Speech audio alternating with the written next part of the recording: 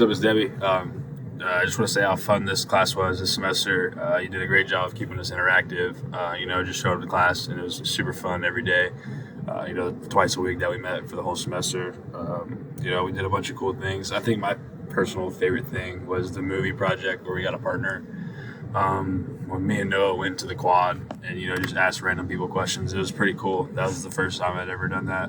I had a good time with it and just seeing people's reactions to that was pretty cool. I know the green screen movie was a little chaotic, but doing that was pretty fun. I'd never been on a green screen before doing stuff like that, so that was definitely cool to kind of see how that stuff formulates and goes together. I thought the mobile app slideshow was pretty cool. I didn't know anything about Tumblr previously. It's just like an app I'd heard of when I was a kid, but did some research on it for the project, obviously, and it ended up being a pretty cool app, like a hybrid between Instagram and TikTok and stuff like that. So it was pretty cool. Also, let's see, the Canva brochure and All About Me was pretty cool.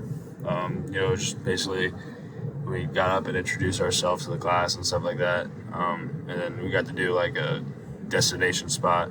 And my destination spot was a little special to me because I'm actually going to take a trip there with Caroline.